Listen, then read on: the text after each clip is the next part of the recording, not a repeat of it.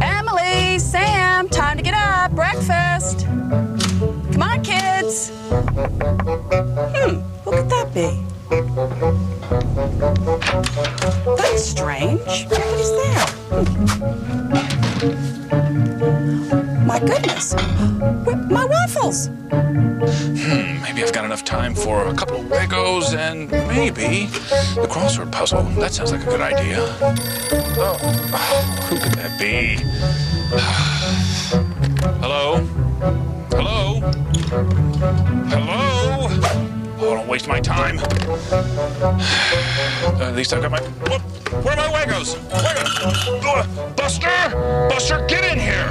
Get in there!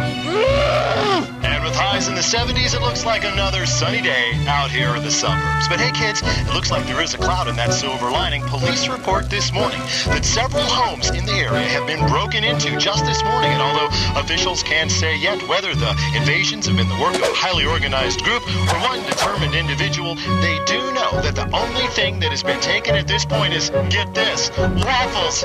So lock those kitchen doors. I'm the Waffler. I'm a crusader, battling to save common, everyday, decent folk from the soul-stifling power of mediocre waffles. Oh, sure, you could say that it's stealing, but I would say that I'm not taking anything anyone wants in the first place. Waffles, that is, real waffles, are some of the most sublime culinary items on Earth, not to mention fine multitaskers. But their unique shape and crust characteristics make them especially attractive to foodstuff manufacturers who have flooded the market with counterfeit waffle wannabes, floppy, flavorless factory food. So if I haven't hit your house yet, do yourself a favor and toss out the grim store-bought grids of yours, because real waffles, perhaps more than any other food on Earth, are...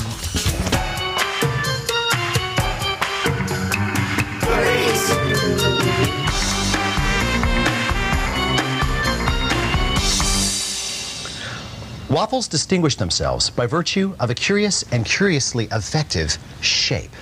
I mean, just look at it. I mean, but besides keeping melted butter and syrup properly contained, this unique three-dimensional grid creates a strange anomaly. The waffle has more outside than inside. It's just as simple as that. Now, how could such a strange, otherworldly design come into being? Some culinary anthropologists believe that the answer is in a penguin tank. Ah! On your knees, boy. Oh! I wasn't done with my breakfast. What's this have to do with waffles? Well, Alton, the words waffles and wafers both derive from the same old German root word, Waffle, which is also related to words that mean weave and honeycomb, which could be the precursor to the grid pattern on the modern waffle. Okay, what's that got to do with church? Keep your voice down. How? Wafers were originally communion wafers.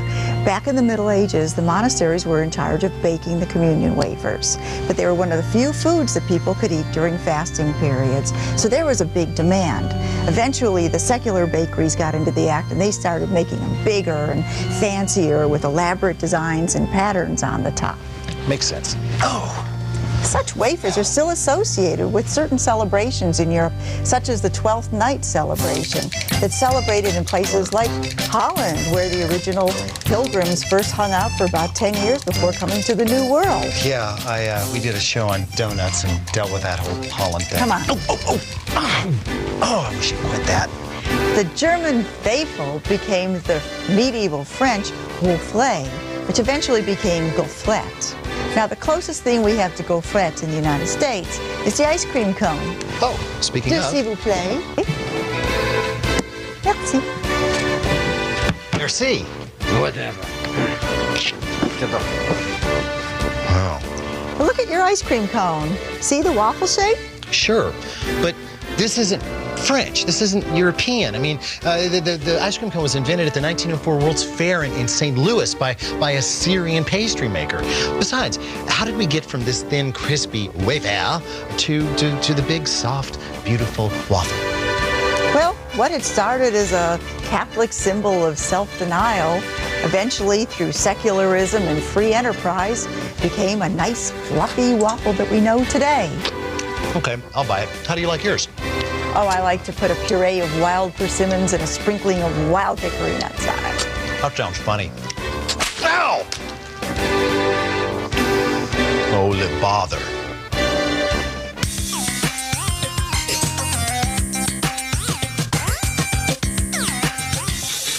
Of course, there could be no waffles without waffle irons.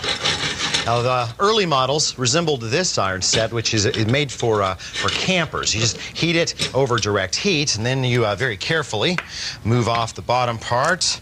You add some batter there, a couple of spoonfuls. Then you take this other scorching hot piece of iron and you hinge it on like that. And there's a little lock there. Now, I love waffles, but I don't know that I love waffles enough to go through this. When cooktops became the norm in America, ironworkers started cranking out beauties like this, which were a little more convenient to use.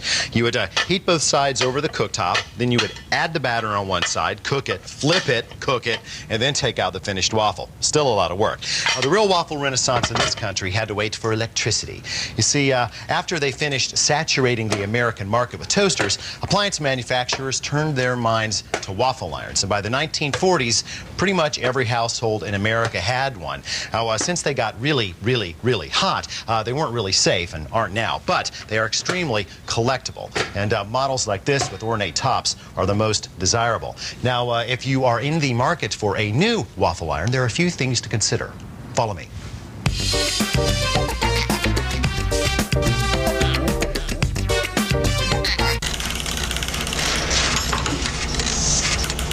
Hi, Debbie. How's the iron?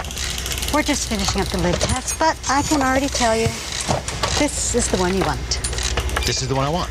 That's it. What? No charming banter? No witty repartee? My doctor says I have to reduce my stress levels, so no. Well, I like this one here. Look, it's got an interior texture adjustment on it. All you need is a ready light with an audible alarm and a doneness setting. That's it. Well, this one's really cool. Look, you can do two at a time. You put the stuff in and then you flip it over and you put more in. That's cool. Yes, but to cook them both quickly enough to create the crispy exterior, the iron would have to draw so much electricity that it would blow most household circuits. It doesn't, so it can't. All right, well, I really like the square one over here. This is really groovy because I can put a whole lot in there and then I can cut it up. No! Rounder is better. The batter will spread and cook more evenly without corners, which are less efficient in terms of heat transference. Okay, round it is. But you know, I think I'm going to get this plastic one. It's got sweet lines and it's real lightweight. Lighter just means there's less mass, which means there's less metal in the grid plates and fewer heating elements. Okay. Waffle number one wins. Anything else I should notice? Yes, just look at the angles in the grid. In better irons, the angles are sharp and not smooth or rounded. And please take note of the large runoff node. Yeah, it is big. Oh. Hey, and look, it's even got a little place to coil up the cable on the bottom. It's got everything that you need. Okay, well, you know, W, you could have just given me, this one at the beginning. We could have spared ourselves all this idle chatter. You know, I'm a busy man. Just darn that happy place. Quiet! If there's a big fat lie in waffledom, it's that decent waffles can be made from pancake batter.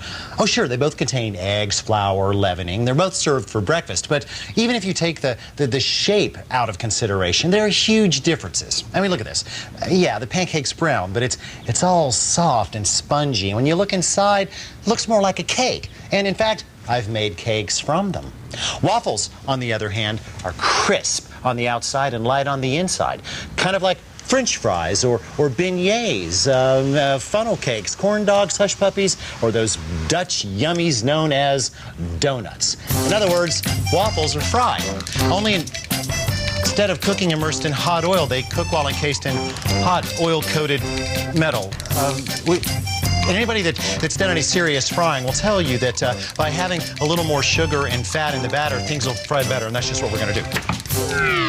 Here now is my all-purpose waffle batter, which is never, ever to be used as a pancake batter, okay?